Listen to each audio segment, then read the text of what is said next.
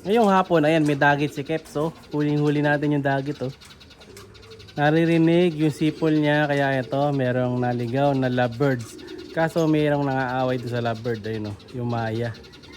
Hinahabol siya. Yung Maya yata may pugad dyan, eh. Gagalit, ay sinusugod yung ano, yung lovebird, oh. Hindi ko lang sure kung may sing-sing to. Tingnan natin mamaya. Ayun yung dalawang ibon, oh, nagagalit sa kanya, eh. Ayan, oh.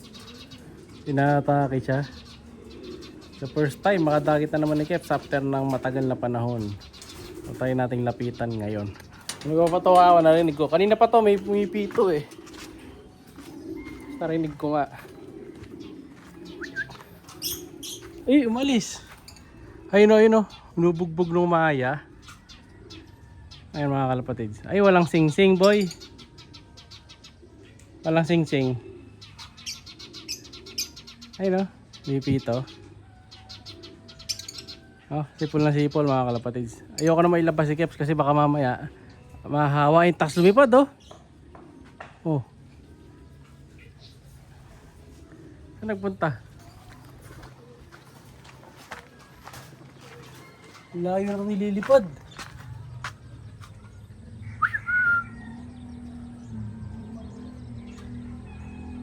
Dito nagpunta mga kalapatid sa puno. Ay yan, dito gawin dito.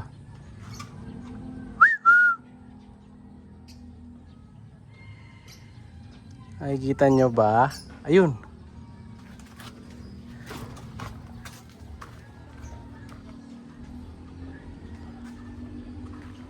Ito, ayun oh, yun. Lipad siya ng lipad.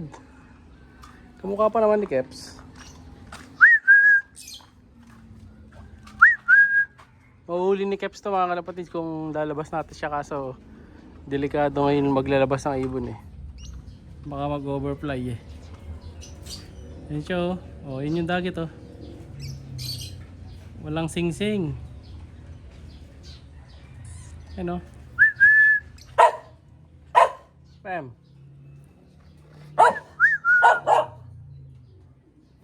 Ako na tinatawlo ng aso na ito mga kalapatid.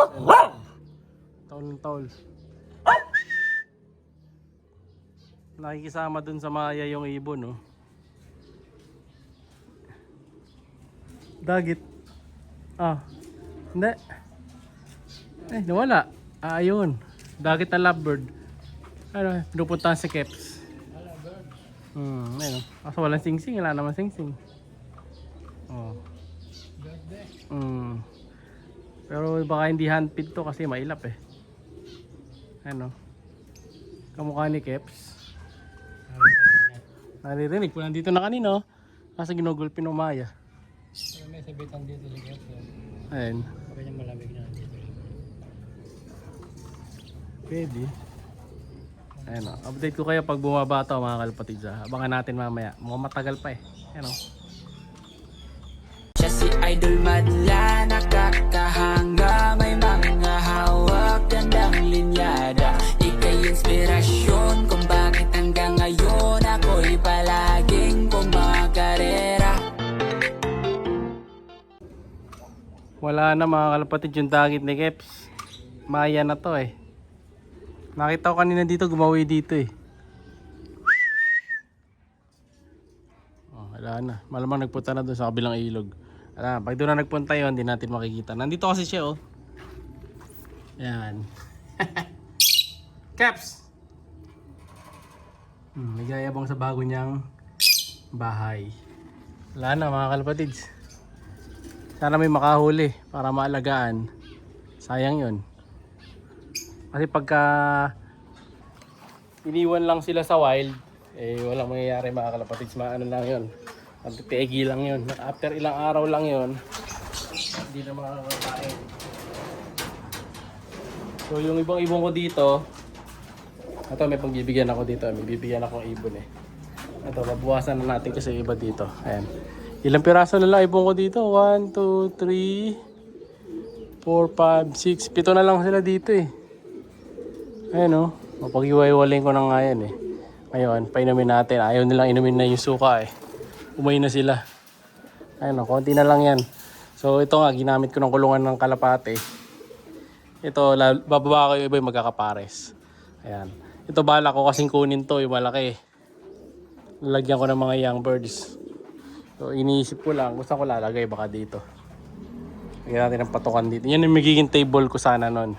Kapag dito natin nalagay. Para malabas na tong table dito, wala nang lamesa. No? Tanggalin natin yan. For now, kuha ko muna sila ng tubig. Suka yan. Kasi kung ano iniinom ng mga kalapate ko, yun din ang iniinom ng mga lovebirds. Isa lang sila. Yan. Kung ano yung kinakain ng kalapate, yun din sa lovebirds. Pero nagka-flyer base dito sa breeder.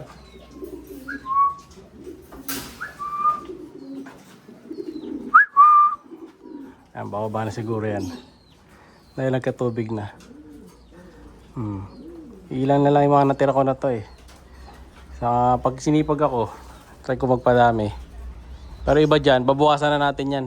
No, pamimigay ko na yung iba. Magtitira lang ako siguro ng ano dyan, 2 pairs.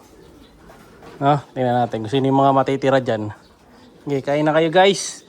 Pero yung dagit ni Keps, wala na.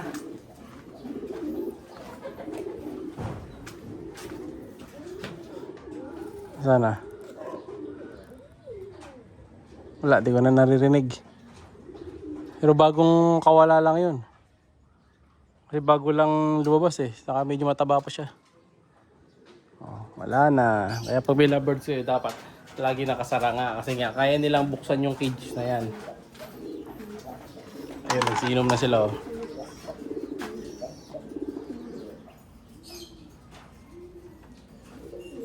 Nagsiinom din. Hindi nila masyadong gusto yung ano, suka. Nag-aaway-aaway pa iba. Yan, pero kailangan kasi nila inumin yun. Pang ano kasi nila yun, pang cleansing, flashing nila yun eh. Ayan. Bukas, paliliguan ko yan, nilipat natin yung iba dito. Ayan, magpapares tayo dito. Ayusin ko rin yung mga breeder ko, lilista ko kasi mga ring ng mga breeder ko. Kasi ibang mga breeder ko, diba sabi sa inyo, hindi pa natin nalilista. Wala ko lista, no? Ito tulad nito, yung mga bagong lipat natin sa kabila, yung mga nanalo na natin ng pooling. Wala akong ano nyan, record ng ring nyan. Kaya dapat ma-record. Sino pa ba? Ito yung pula na to. Wala pa ako record ng ring nyan. Although may record tayo dun sa isa nating notebook, pero dun sa mga breeder wala pa. Kaya kailangan malista ko. No? Kasi mga breeder na sila ngayon. Kailangan nating maayos yung ating listahan. Ano to? Ay, may napisa yata dito. Hindi. Tapakan lang.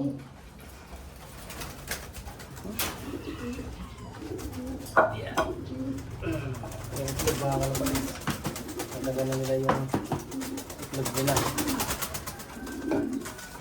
Yeah.